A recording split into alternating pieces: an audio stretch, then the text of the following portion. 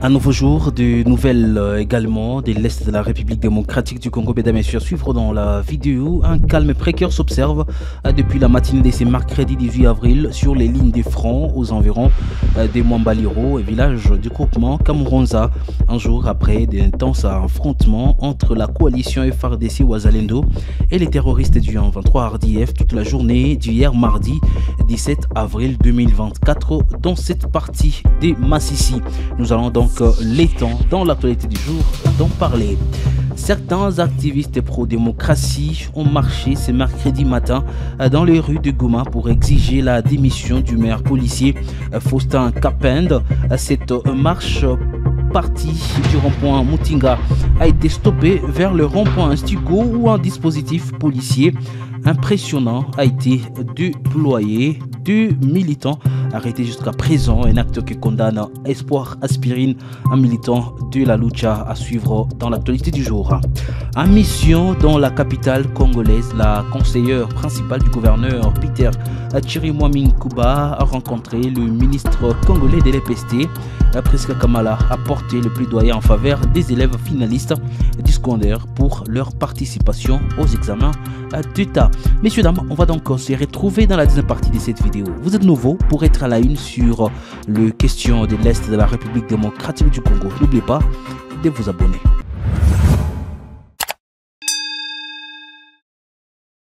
Un calme précaire s'observe depuis la matinée de ce mercredi 18 avril sur les lignes de front aux alentours de Mwambaliro, village du groupement Kamuronza, un jour seulement après d'intenses affrontements entre la coalition FARDC Wazalendo et les terroristes du 23 RDF toute la journée d'hier mardi 17 avril dans cette partie de Massissi. Selon nos sources dans la zone, aucun bruit d'armes ne s'est fait entendre dans ces montagnes jusqu'à présent après une frappe de force loyalistes aux côtés des jeunes résistants contre ces agresseurs qui ont perdu certaines positions actuellement occupées par cette coalition FARDC Wazalendo. L'accès à la population dans ces zones demeure donc dangereux en raison de la possibilité d'un échange soudain de la situation. Seul le militaire FARDC et le Wazalendo sont présents, assurant le mouvement habituel dans ces zones afin de maintenir l'ordre de repousser l'ennemi loin de l'agglomération conformément à leur détermination. Et il faut noter que la situation reste confuse dans les collines proches de Biambwe et Kaoussa, dans le groupement de Mufuni Shanga, dans le groupement Mufuni Kibabi, ainsi que d'autres villages proches de Mouchaki, dans le groupement Mufuni Matanda. Certaines sources dans ces zones indiquent que les éléments du 23 auraient été repoussés de leur position jusqu'aux heures de midi de ce mercredi. Des détonations d'armes lourdes se font entendre, causant une psychose parmi les populations des villages environnants de cette zone ciblée. À Goma, certains activistes pro-démocratie ont marché ce mercredi matin dans les rues de Goma pour exiger la démission du maire policier Faustin Kapend.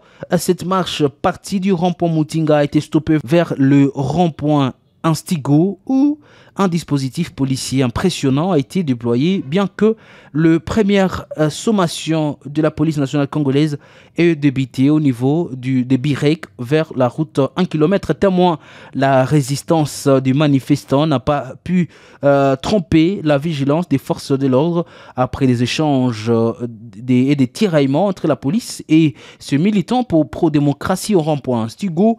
Sous les regards curieux des passants, la police a décidé de déployer environ 5 jeeps remplis de policiers dans le but d'arrêter ces manifestants qui ont bravé l'interdiction de cette manifestation donc par le maire. Pendant ces temps, Espoir Aspirine, un autre activiste, qualifie ces agissements du maire d'un recul grave en matière de respect du droit aux manifestations publiques. Je propose ici de le suivre.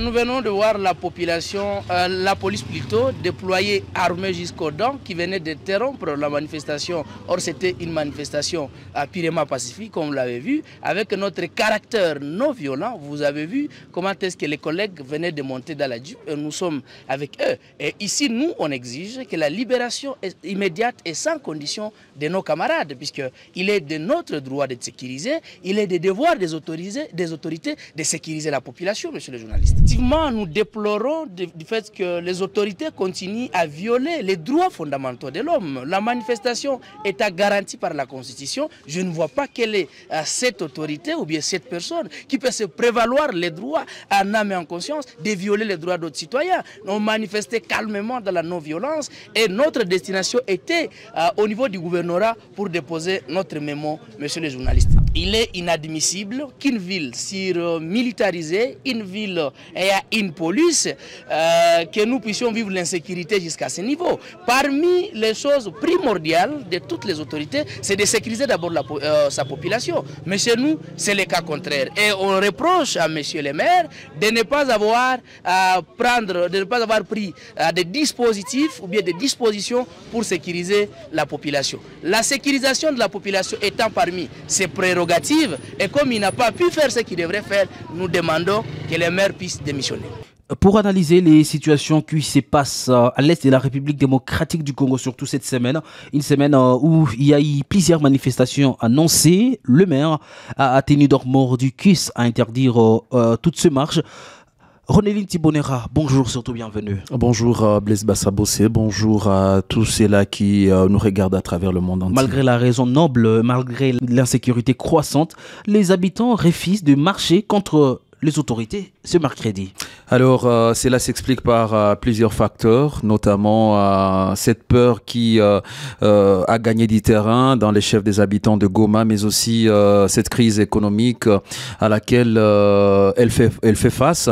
Vous allez vous souvenir avec moi que la ville de Goma garde encore un esprit, je ne l'appellerai pas massacre, même si les gens appellent ça massacre, mais cette tuerie en série enregistrée en date du 30 août 2023 où les services de sécurité ont été déployés au quartier Nyabushongo mais aussi à Ndosho pour mater ce que les autorités de l'état des sièges appelaient à l'époque une rébellion de certains adeptes connus sous les sobriquets de Wazalendo.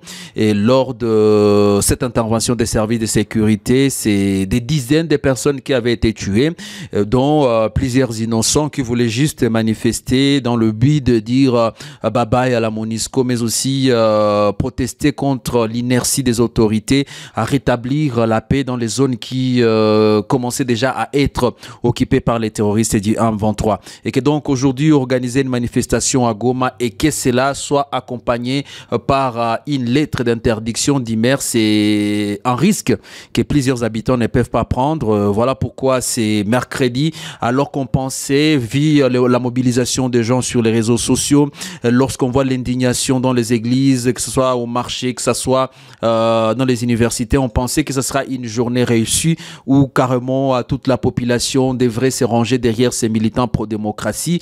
À la grande surprise, la journée était normale, il n'y a pas eu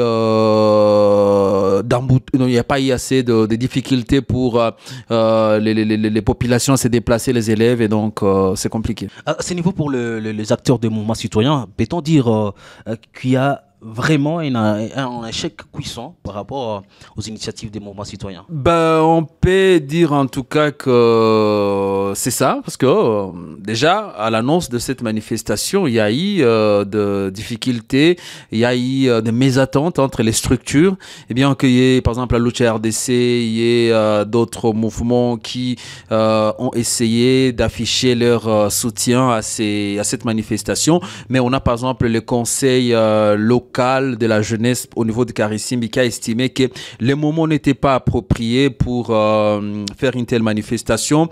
Lorsque vous voyez également les acteurs de la société civile, nombreux parmi ces personnalités nombreux parmi ces acteurs ont simplement laissé attendre que bon voilà, c'est là qui organisait ces manifestations, c'était encore des novices, ils n'avaient pas assez d'expérience. Dans l'ensemble, lorsque vous voyez les évaluations de la société civile, vous vous allez comprendre que, bon, ils ne sont pas en tout cas prêts, donc les acteurs ne sont pas prêts à laisser partir l'actuel maire de Goma, mais ils s'attendent peut-être à une solution miracle. D'où proviendra cette solution miracle?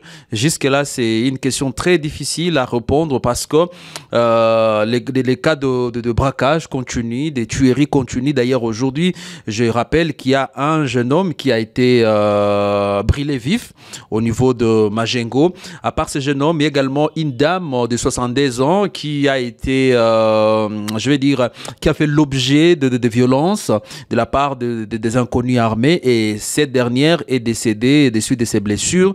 Donc vous comprendrez avec moi donc il faut dire hier, donc je parle de mardi, ce sont deux hommes armés qui ont volé 10 téléphones dans une boutique qui se trouve au niveau de la mairie, l'endroit où il y a même le commissariat urbain de la police. Maintenant on se dit finalement qu'est-ce qui se passe dans cette ville, mais malheureusement la population pour laquelle les activistes veulent se battre, cette population relègue ses besoins sécuritaires au second plan, privilégiant des options économiques, et voilà, on vit avec. Voilà donc l'analyse faite par la rédaction de Kivu Morning Post, c'est mercredi par rapport donc à la situation en ville de Goma. Merci Ronelli d'avoir été avec nous. Merci Blaise et merci à tous les internautes de Kivu Morning Post. Je rappelle les gens forment à tous les internautes que 11 militants ont été donc arrêtés selon le communiqué de la Lucha cet après-midi. En mission dans la capitale congolaise, la conseillère principale du gouverneur Peter Chirimwami a rencontré le ministre congolais de l'EPST, Priska Kamala, a porté le plaidoyer en faveur des élèves finalistes du secondaire pour leur participation aux examens d'État gratuitement. En les croire, la mission évolue bien et c'est un prélude des examens hors session qui s'annonce. Ici, je propose de suivre Madame Priska Kamala. Nous avons été envoyés par le gouverneur de province du Nord Kivu, le général-major Chirimwami Kuba Peter, pour venir mener les plaidoyers auprès de son Excellence, Monsieur le ministre de l'EPST, le professeur Tony Mwaba. Parce que comme vous le savez, notre province du Nord Kivu est en état de siège et nous sommes en guerre. Les parents sont venus auprès de son Excellence, Monsieur le gouverneur, pour demander à ce que que le gouvernement central puisse prendre en charge les frais de participation à l'examen d'État.